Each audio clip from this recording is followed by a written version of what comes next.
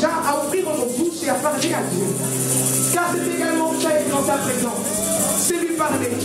C'est lui dire ô combien il est bon d'être avec lui, ô combien sans lui nous ne sommes rien. Ô combien, Père, nous désirons tant ta présence encore une fois ce matin. Plus qu'hier, moins que demain, mais plus qu'hier, certes. Oh oui, Seigneur.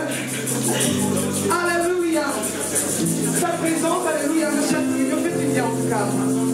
Et ce matin, je vais communiquer quelque chose avec vous, qui est tout simplement le désir et la soif du Saint-Esprit.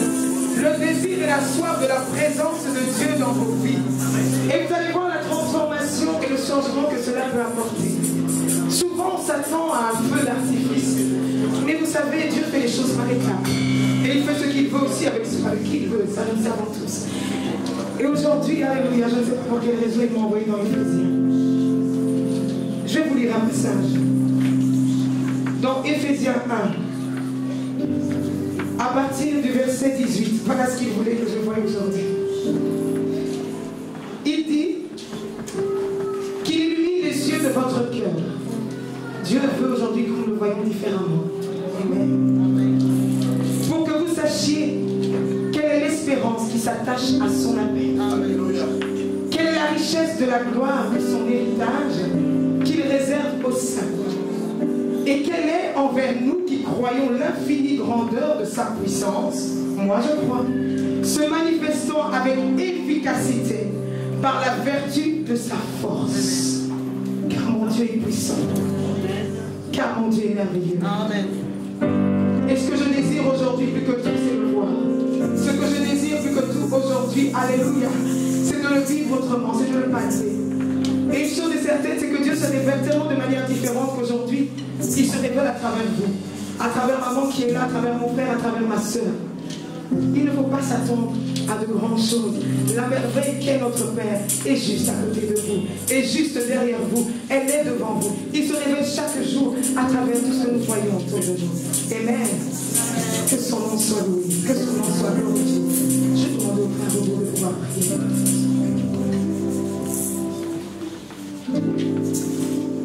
Seigneur, illumine les yeux de nos cœurs. Donne-nous de te louer, donne-nous de t'adorer, en prenant conscience de ce que toi tu es. La Bible t'appelle l'ancien de jour. La Bible t'appelle l'étoile qui brille chaque matin. La Bible t'appelle Emmanuel, Dieu au milieu de nous, Dieu parmi nous. Et ce matin, je sais que tu n'es pas loin de nous. Ce matin, tu es là. Sinon qu'il est dit dans la parole, si deux ou trois, là où deux ou trois sont réunis en mon nom, je suis là. Et Seigneur, nous te louons de tout notre cœur. Nous t'acclamons de toutes nos cœurs.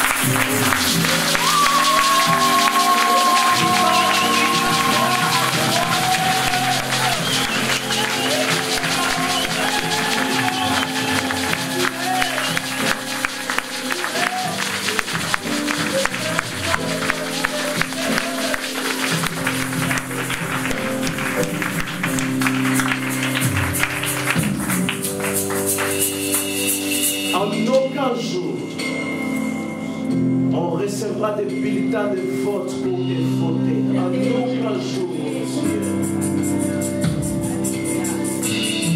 Et dans le livre des Hébreux, il est dit, ô Dieu, ton trône est un trône éternel.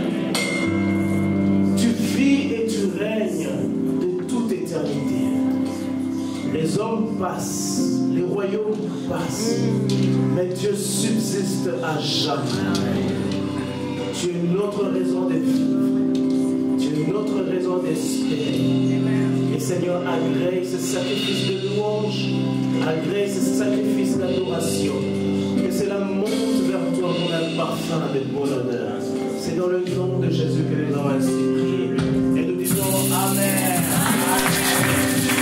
Alléluia, alléluia, amen.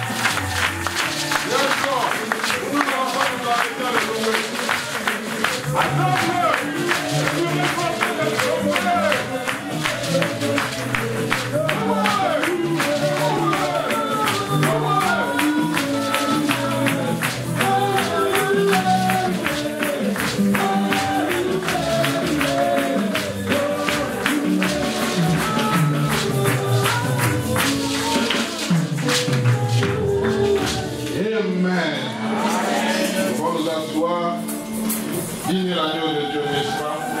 Il te livre de pousser les cris de joie, d'acclamer le roi des rois, et Seigneur glorieux.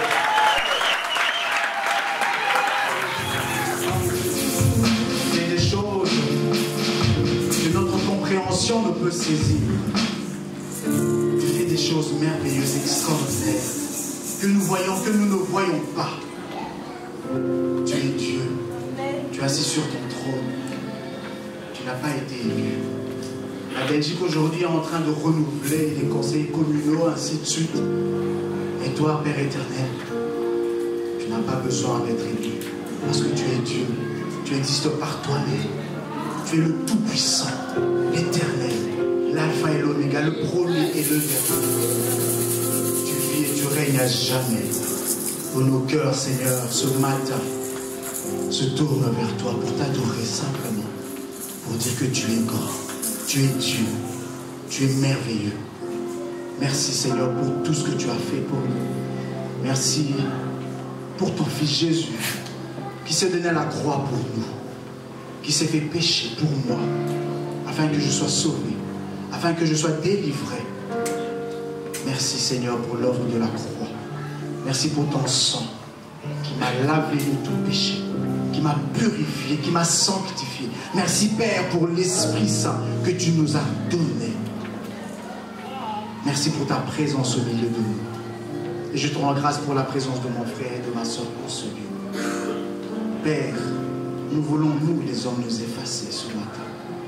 Nous voulons disparaître afin que seul Jésus croisse, afin que Jésus seul soit élevé, glorifié, honoré. Selon qu'il est écrit, il a reçu le nom au-dessus de tout. Afin qu'en son nom, dans les cieux, sur la terre, sous la terre, dans tout l'univers, tout genou fléchisse et toute langue confesse. Et Seigneur, Jésus, nous proclamons ta Seigneurie en ce lieu. Nous proclamons ta Seigneurie dans nos vies. Prends toute la place, Seigneur. Fais comme tu as décidé de le faire. Et que seule ta volonté s'accomplisse. Au nom de Jésus. Amen. Amen. Gloire au Seigneur. Bonjour à tout le monde. Gloire à notre Dieu. Amen. Je suis particulièrement heureux, content de vous retrouver, de vous voir ce dimanche matin. Merci d'avoir quitté votre maison pour venir en ce lieu. Est-ce qu'il y en a qui ont voté ce matin? Si vous ne l'avez pas encore fait après le culte, n'oubliez pas d'aller voter. Amen. Gloire au Seigneur. Et la deuxième annonce, c'est en lien avec une réflexion que j'ai eue tout au long de cette semaine, enfin depuis plusieurs semaines. Et cette réflexion est en lien avec notre vie ici à l'église. Vous savez, le mois passé, nous avons eu le mois de septembre dénommé le mois de la famille. Nous avons prié, il y a eu des enseignements en lien avec cette thématique-là, la famille. Et quand nous avons commencé le mois d'octobre, le pasteur a dit, nous allons commencer fort. Nous avons eu, je pense, 3 journées ici à l'église où il a été question de briser les limitations que les ancêtres, les démons, les esprits, les hommes ont placées. Amen. Et nous avons continué dans la même pensée lorsque le pasteur, je crois dimanche dernier, il a parlé qu'il faut briser. La muraille de Jéricho doit tomber et doit être renversée. Et le premier vendredi du mois, il a été question du combat spirituel. Ce que la Bible nous enseigne par rapport au combat spirituel. Toutes ces choses m'ont conduit à réfléchir. Et pour ceux qui étaient là le vendredi, on nous a parlé nous sommes plus que vainqueurs. Dans toutes ces choses, nous sommes plus que vainqueurs. Qu'il y ait des murailles, qu'il y ait des limitations placées par les hommes ou dans le monde spirituel. Dans toutes ces choses, nous sommes plus que vainqueurs. Amen. Et ma réflexion consistait à me poser la question suivante. Pourquoi prier? Pourquoi est-ce que je dois prier? Pourquoi est-ce qu'on insiste sur la prière? Pourquoi est-ce que quand je viens à l'église, nous insistons sur la prière? Pourquoi je dois prier? Chacun de nous peut aussi, à juste titre, et avec raison, se poser cette question-là. Pourquoi prier? Pourquoi prier? Pourquoi moi, Thierry, je prie? Pourquoi est-ce que je dois prier? J'ai réfléchi à cette question et je me suis rendu compte que je dois prier parce que la Bible me l'enseigne. Je dois prier parce que la Bible me le recommande. Quand nous lisons 1 Thessaloniciens 5, 17, la Bible me dit « Priez sans cesse ». Priez sans cesse. Ça, c'est une des recommandations que nous trouvons dans la parole de Dieu. Quand nous lisons Ephésiens 6, 18, la Bible me dit encore « Faites en tout temps, par l'Esprit, toutes sortes de prières et de supplications. Veillez à cela avec une entière persévérance. » Amen. Quand je lis ces deux passages, je vois trois verbes, prier, faites, veillez, qui sont conjugués dans le mode impératif. Un peu comme pour dire c'est un ordre, un peu comme pour dire c'est une vive recommandation que le Seigneur nous fait. Priez, faites, veillez. C'est un conseil. Je te le conseille vivement. Je te l'ordonne et je te le recommande. Alléluia. Je prie parce que la parole de Dieu me le demande. Et je crois à la parole. L'ancien Adam a dit, nous croyons que la Bible est la parole inspirée de Dieu. Nous croyons en cela. Et parce que la Bible me demande de prier, alors je le fais. Si je prie, c'est parce que la parole me le recommande. Et je m'applique à cela. Josué 1, 8 me dit que ce livre de la loi ne s'éloigne point de ta bouche. Médite-le jour et nuit. Et suis ses prescriptions. Conforme-toi à tout ce qui y est écrit. C'est alors que tu auras du succès.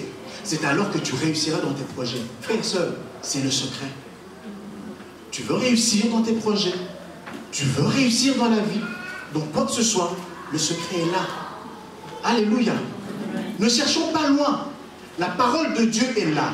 Elle dit, fais ceci, fais cela. Applique, médite. Et conforme-toi à ce qui est écrit. Tu réussiras, frère. Tu réussiras, ma soeur. Alléluia.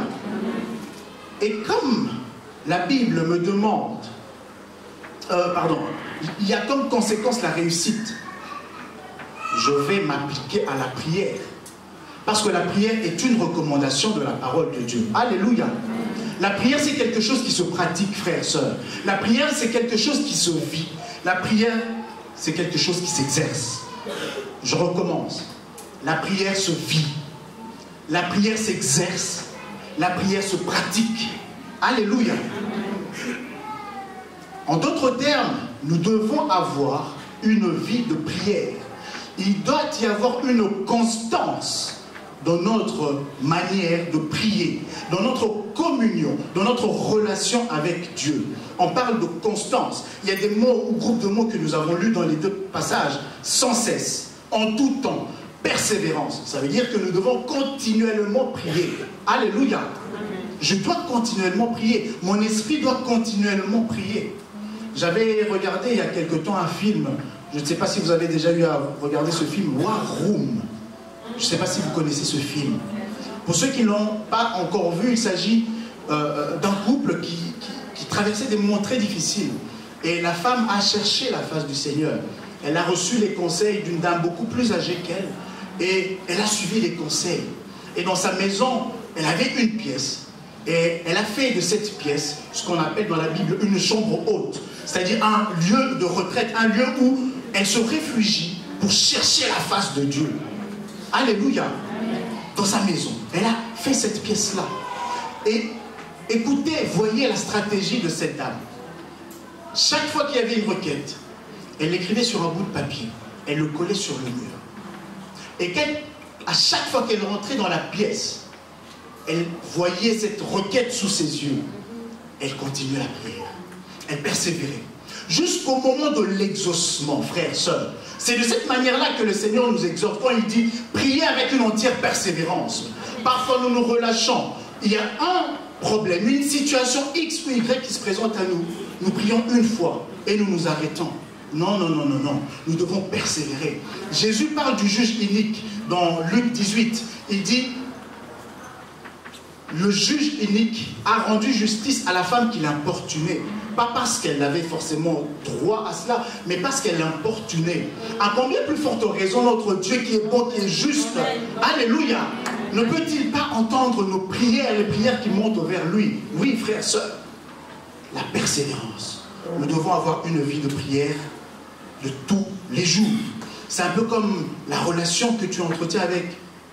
Papa Adam a dit, nous aimons les mariages. Alors je vais prendre cette image-là. Je vais prendre cette image-là en couple.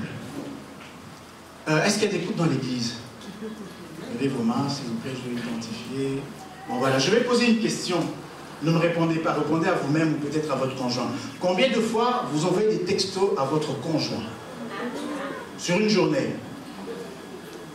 Combien de fois vous lui passez un coup de fil?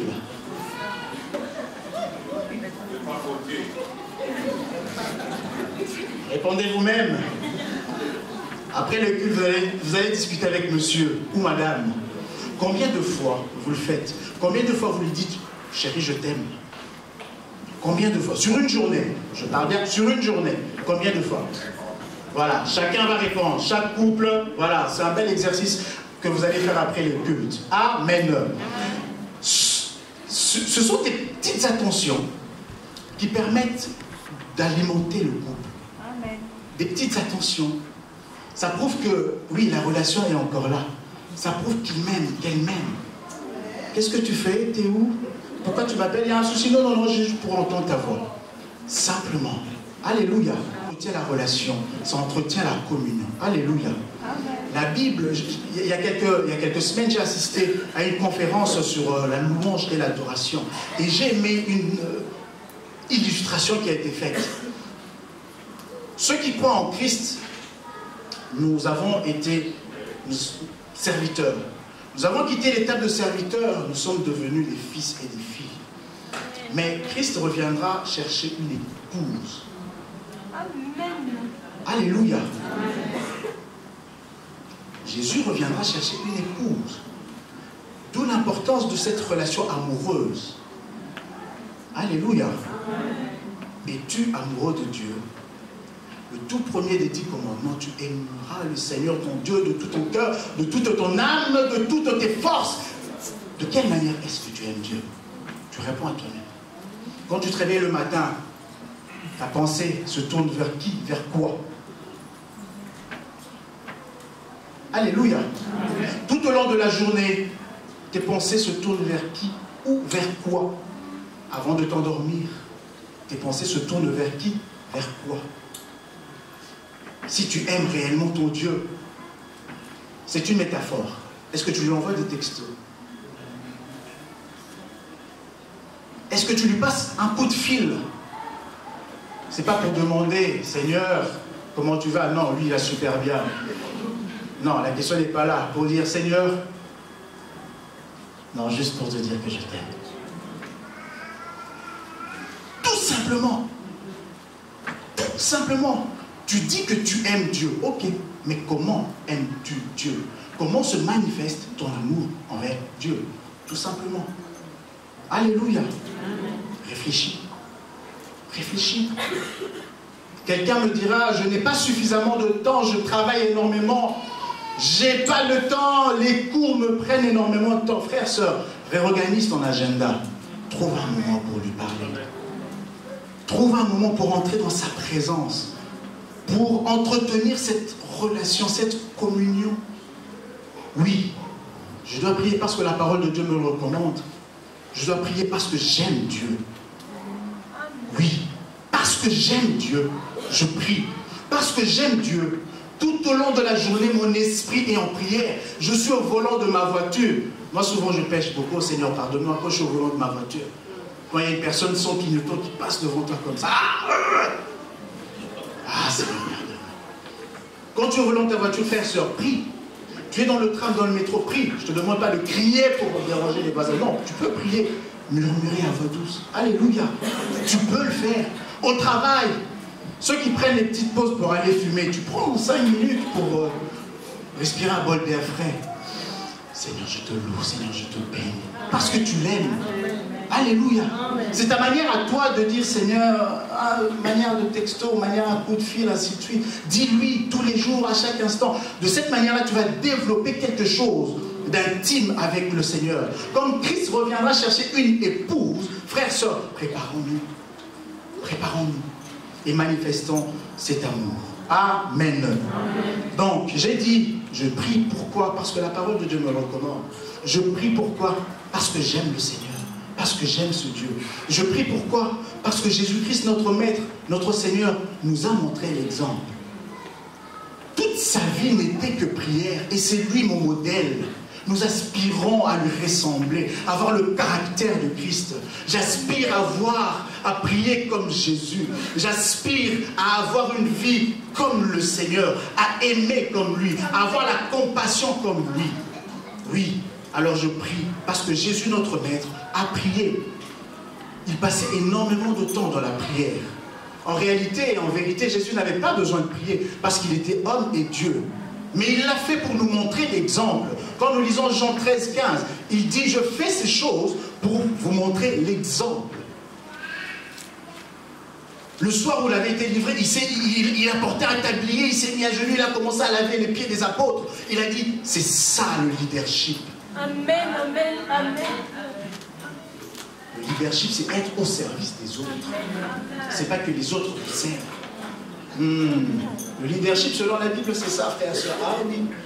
Notre modèle, c'est dans les Écritures. Amen.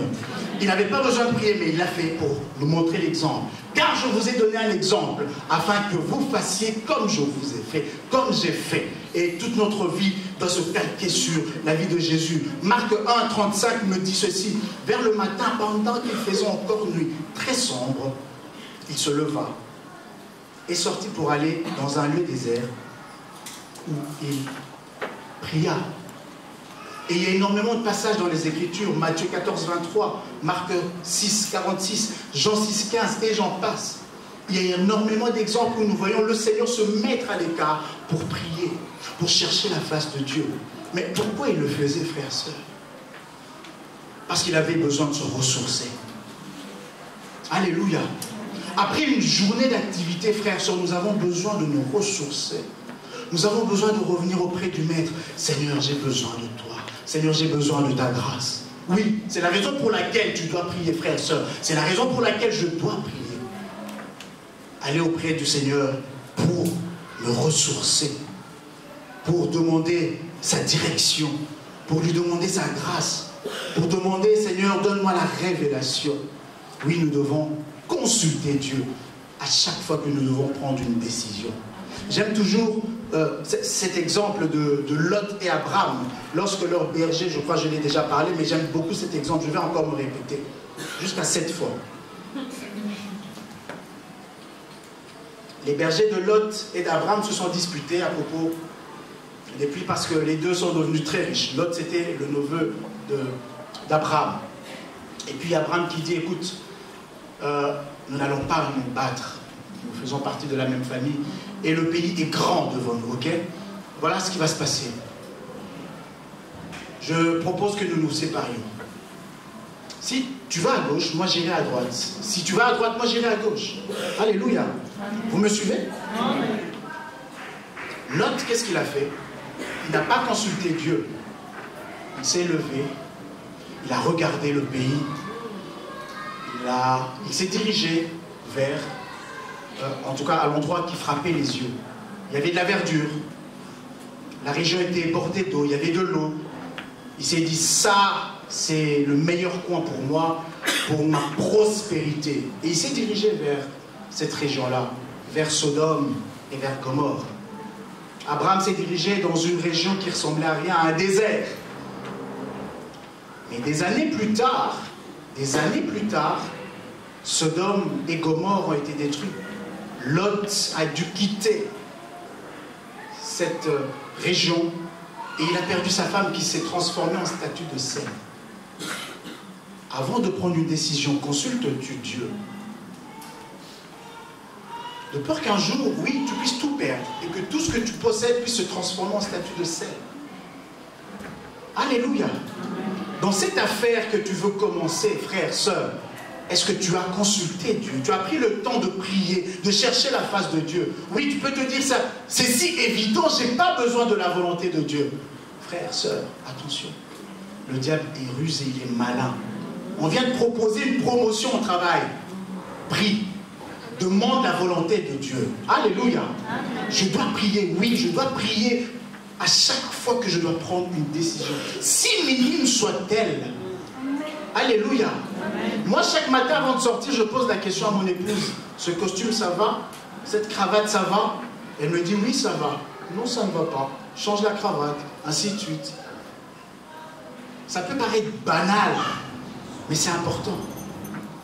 Chaque matin, demande à Dieu, consulte Dieu pour chaque chose, pour chaque action que tu veux poser. Amen. Amen. Consultons Dieu à chaque fois.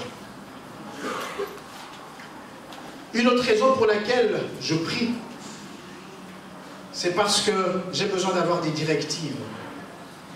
Jérémie 33:3 nous dit, invoque-moi et je te répondrai. Ça ne s'arrête pas là. Je t'annoncerai des choses cachées que tu ne connais pas. Alléluia. Des choses cachées que tu ne connais pas. Tu ne peux le connaître que dans la présence de Dieu quand tu es en prière, frère, sœur. Entre dans la présence de Dieu, il va te révéler. Vous savez, j'aime bien parfois le psaume 73, le psaume d'Asaph. Asaph, qu'est-ce qu'il dit? Il dit, je suis enfant de Dieu, un peu comme toi, moi aujourd'hui. Je prie, je me consacre au Seigneur. J'ai abandonné la vie de péché, mais il s'avère qu'il y a certaines choses qui ne tournent pas rond. Quand je regarde de l'autre côté, ceux qui ne craignent pas Dieu prospèrent. Ceux qui ne craignent pas Dieu réussissent.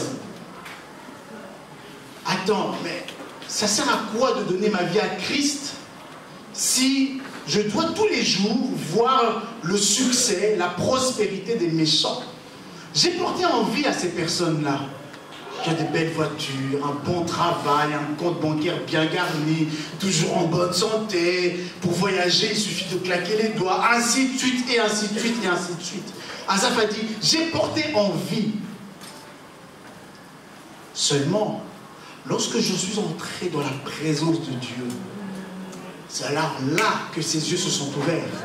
J'ai compris, j'ai vu. Oh, leur rétribution est terrible. Leur rétribution est terrible. Ah non. Oui, je portais envie. Frère, sœur, si tu portais envie aux insensés, frère, sœur, à la richesse de ce monde, je t'invite, frère, sœur, à entrer dans la présence de Dieu. Que le Seigneur puisse t'ouvrir les yeux et réaliser certaines choses, voir. Oui, je prie parce que j'ai besoin d'avoir la révélation. Oui, je prie parce que j'ai besoin d'avoir la connaissance. Seigneur, ouvre-moi les yeux. Ouvre les yeux de mon cœur. Cela n'est possible que si je suis dans la présence de Dieu.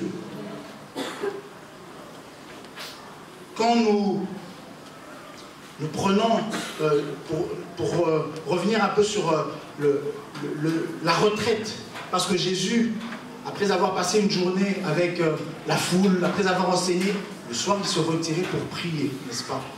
Et c'est pour nous exhorter à avoir un moment de retraite aussi.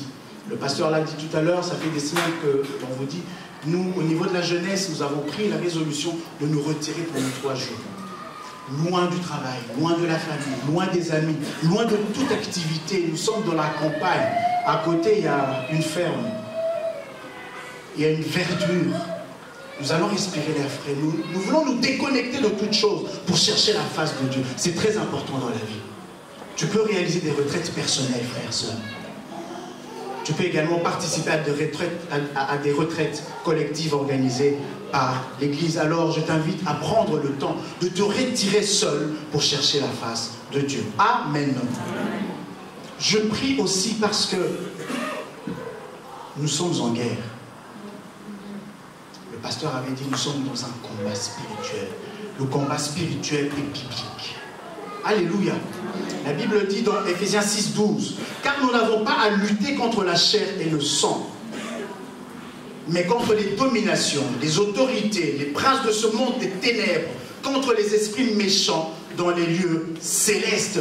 Et notre arme, c'est la prière, frères, sœurs. Notre arme, c'est la prière face à ces autorités-là. Tu ne viendras pas insulter, tu ne viendras pas avec un kalachnikov, tu ne viendras pas avec une arme atomique, mais tu dois plier tes genoux. Alléluia. Oui, c'est une réalité. Et c'est une vérité.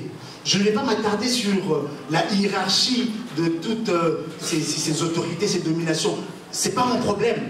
Moi, ce qui m'intéresse, frère, mon focus, c'est nous devons nous prendre conscience que ces choses sont réelles, que ces réalités spirituelles sont vraiment réelles. Et nous pouvons en voir les conséquences, bien aimés. C'est la raison pour laquelle je dois prier pour m'armer. Je dois être armé. En physique, pour déplacer ce corps, je dois avoir une force supérieure. Si ma force est inférieure à ceci, je ne pourrai pas déplacer la chose. Alléluia. Spirituellement, tu dois être équipé, être plus puissant que le démon que tu veux chasser. Si tu n'es pas équipé, frère, soeur, c'est pas possible de faire bouger les choses. Tu ne peux pas faire bouger les limites tant que ta force est inférieure à la force qui est devant toi. Si tu pries et que ta situation ne change pas, pose-toi la question. Ça se peut que la force que tu as est inférieure à la force qui s'oppose à toi. Alors va puiser. Va puiser dans la prière. Va puiser dans la présence de Dieu. Alléluia. Va puiser. Et il y a quelque chose qui m'intrigue. Mais j'ai trouvé la solution et la réponse. Quand je lis Luc 10, de 17 à 19, le Seigneur dit à ses disciples, 70, 70, 7 fois 10, il leur dit, je vous donne pouvoir, je vous donne autorité. Allez, prêchez la bonne nouvelle, annoncez la bonne nouvelle. S'il y a des malades, priez pour eux, guérissez les malades, et ainsi de suite. Les 70, les 70 reviennent avec un rapport positif. Seigneur, nous avons prié, les malades ont été guéris, les démons nous ont été soumis. Oh, c'est merveilleux. Jésus s'est réjoui. Mais quand je lis un autre passage, Matthieu 17, 21, revêtus de la même autorité, ils y vont. Chasser un démon, ils n'y arrivent pas. Qu'est-ce que Jésus dit? Mais cette sorte de démon ne sort que par la prière et par le jeûne. Qu'est-ce que ça veut dire? Ça veut dire que tu peux avoir une vie de prière, mais face à certaines réalités spirituelles, frères, sœurs, il faut augmenter, il faut monter d'un niveau. Tu dois monter d'un niveau. Si, attendez, on dit les mêmes causes produisent les mêmes effets. Tous les jours tu pries, tous les jours tu pries. Un peu comme un disque rayé. À un moment donné, tu dois arrêter. Tu dis non, non, je dois augmenter la dose. Rentre dans la présence de Dieu. Rentre dans la présence de Dieu. Jésus dit, cette sorte de démon ne sort que par le jeûne et la prière. Donc à ta prière, associe le jeûne. L'ancien Adam, il y a quelque temps, nous a parlé de ces choses. Il y a des esprits dans le monde spirituel qui règnent sur les familles. Il y en a qui règnent sur des tribus, des clans, des communes, des régions ou des pays. Si tu as l'onction uniquement au niveau de la famille, tu ne pourras rien au niveau communal ou régional. Tu as besoin d'une onction spécifique. Alléluia. Tu as besoin d'être équipé spirituellement pour faire face à ces réalités spirituelles. Frère, sœur, je veux que tu comprennes que tu dois monter d'un cran. Tu es resté longtemps à ce bas niveau. Monte. Monte d'un cran. Alléluia. Pourquoi Jésus a demandé à ses apôtres d'attendre de ne pas quitter Jérusalem? Quand nous lisons Acte 1, il a dit, je m'en vais, mais ne quittez pas. Ne quittez pas. Attendez ce que je vous ai promis. Attendez. Pourquoi? N'avaient-ils pas l'autorité? Ils avaient l'autorité. N'avaient-ils pas chassé les démons? Si. Mais Jésus leur a dit, attendez, ne partez pas encore. Vous savez, quand vous avez l'autorité, c'est bien, c'est nécessaire, c'est très important, mais ce n'est pas encore suffisant. Ça me donne l'image de ce policier. Moi, souvent, quand je vais le matin déposer mes enfants, je traverse le pont Van Praat. Je ne sais pas si pour ceux qui connaissent, ceux qui habitent Bruxelles. Le pont Van Praat, c'est lorsque les feux de signalisation ne marchent plus, c'est ouh. Et parfois, il y a des policiers qui viennent pour réguler la situation. Ok? Est-ce que vous me suivez? Si vous êtes là, faites-là, le signe. Gloire au Seigneur. Ce policier, quel que soit son âge, quelle que soit sa taille, quelle que soit la couleur de sa peau, on s'en fiche. Mais il est revêtu de l'autorité, de la puissance publique. Il peut dire à une voiture de 2 chevaux, comme comme un camion de 50 tonnes de s'arrêter. Il suffit qu'ils se mettent là pour faire ça. Qui que tu sois, tu t'arrêtes. Alléluia. C'est ça l'autorité. Spirituellement, nous avons l'autorité dans le nom de Jésus. Mais le Seigneur Jésus dit, avant de sortir, avant d'aller loin, attendez. Attendez. Tant que vous n'êtes pas équipé, vous ne pouvez pas faire face à des autorités, à des dominations, aux princes de ce monde. Tu as besoin d'un équipement spécifique pour faire face à ces choses. Et lorsque le Saint-Esprit est descendu, oh, c'était merveilleux. C'était merveilleux. L'évangile s'est répandu dans le monde. Il a dit, vous serez mes témoins. Et la chose s'est accomplie le jour de la Pentecôte, à Jérusalem, dans la Judée, dans la Samarie et jusqu'aux extrémités de la terre. Pour quelle raison? Parce qu'en ce moment-là, ils avaient l'équipement nécessaire pour faire face aux dominations qui régnaient sur des régions, sur des nations. Alléluia. Tu as besoin d'être équipé, frère, sœur. Tu as besoin du Saint-Esprit, frère, sœur. Tu as besoin de l'autorité de Christ, mais tu as besoin de sa puissance également. Alléluia. Jésus est entré 40 jours dans le désert. En sortant, la Bible dit, il était revêtu de la puissance du Saint-Esprit. Et il a exercé son ministère avec force et puissance. Frère, sœur, tu as besoin de cela. Alléluia. Gloire au Seigneur. Nous avançons, n'est-ce pas? Nous avons besoin de l'épée de l'Esprit. Pourquoi je prie? Parce que j'ai besoin que ma vie change. J'ai besoin que ma situation change. J'ai besoin, oui, que des choses puissent aller positivement. Et la Bible me dit dans Ephésiens 6, 17, prenez par-dessus tout l'épée de l'Esprit, qui est la parole de Dieu. Alléluia. Alléluia.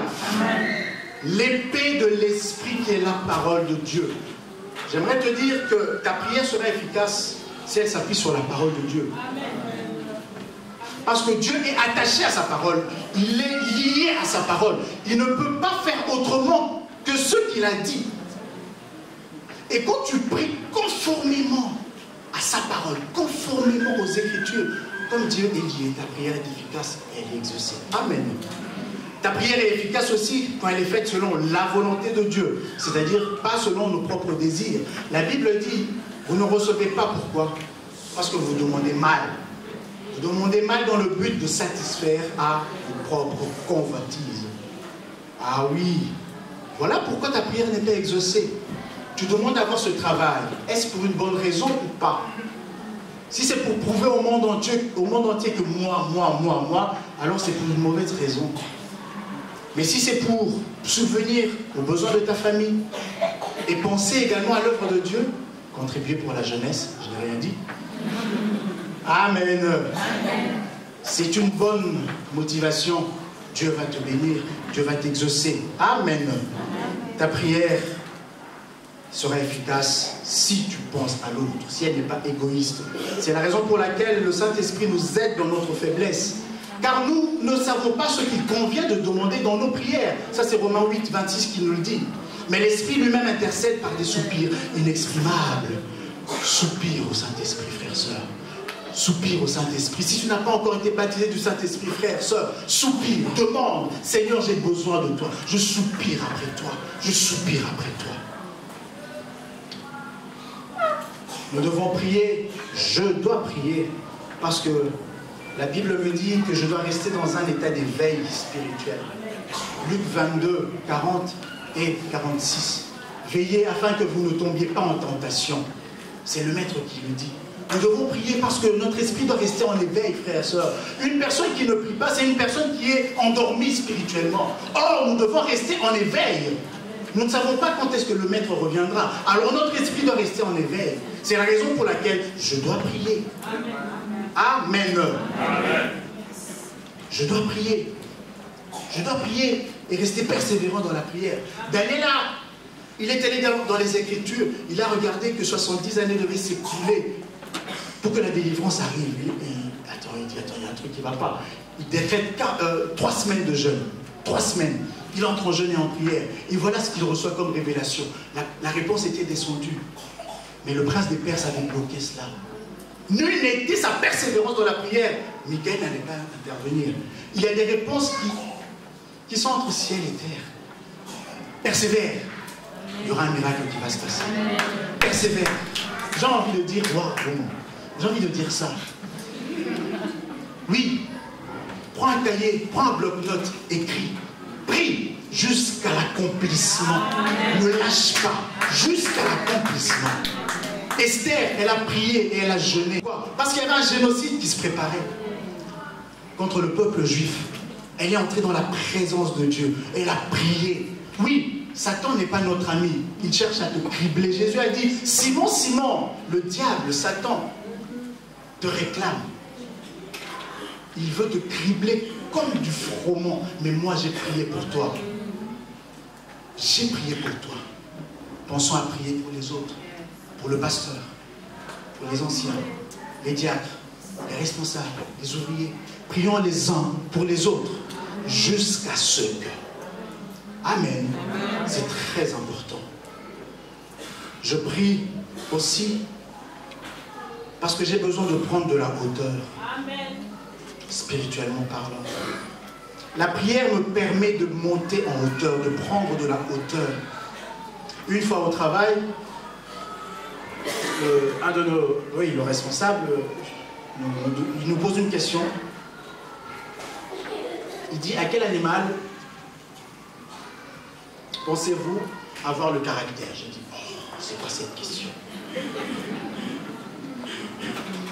C'était dans le cadre de certaines formations.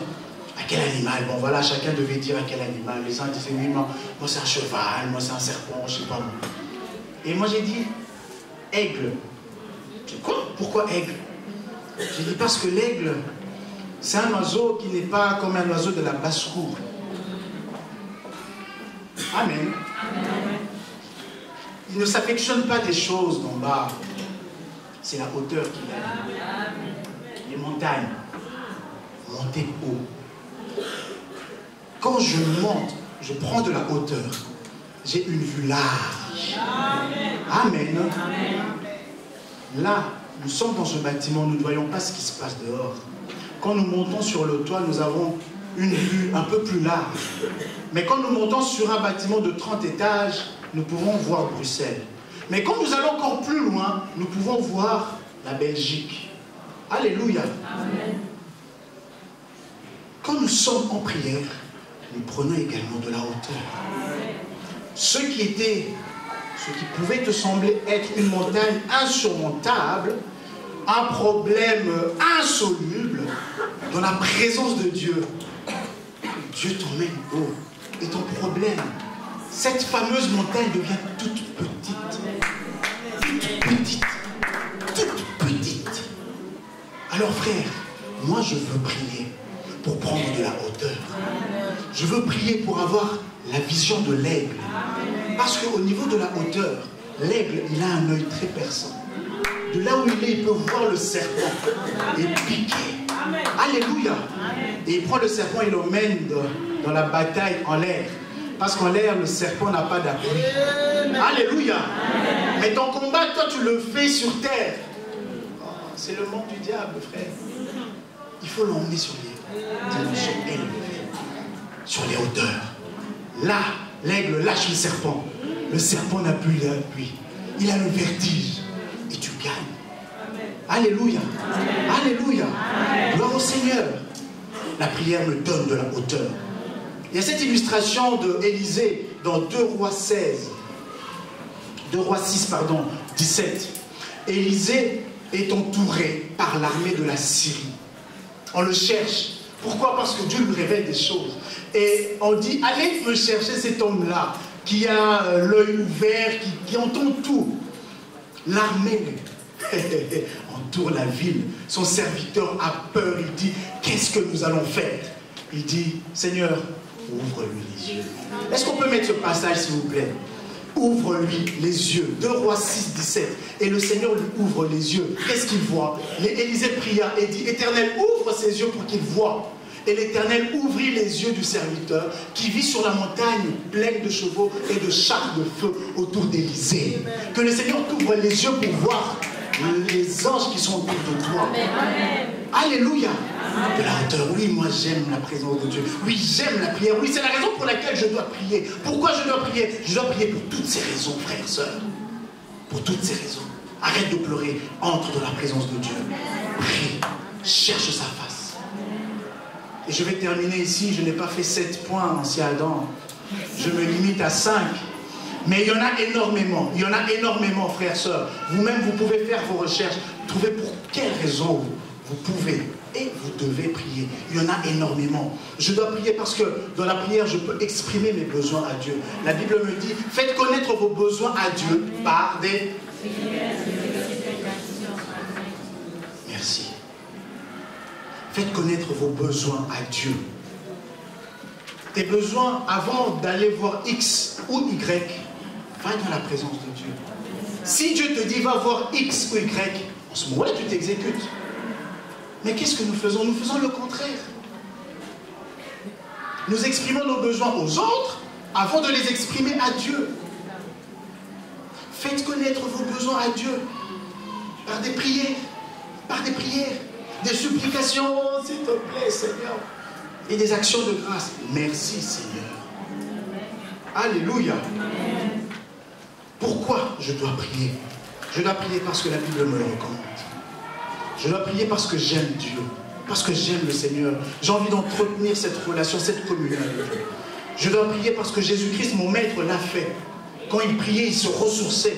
Quand il était dans la présence de Dieu, il pouvait avoir la révélation. Oui, je veux avoir la révélation de ma vie, de ma famille, de mon église, de mon ministère, de mon pays. Pourquoi pas?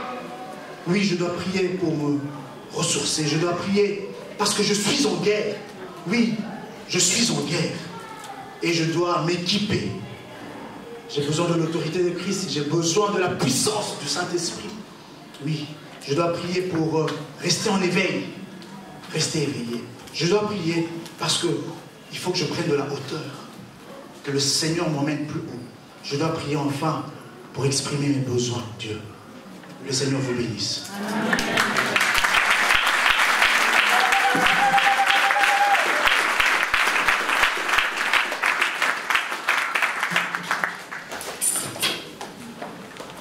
Alléluia. Après avoir entendu l'enseignement sur la prière, que faut-il faire? Nous allons nous tenir debout.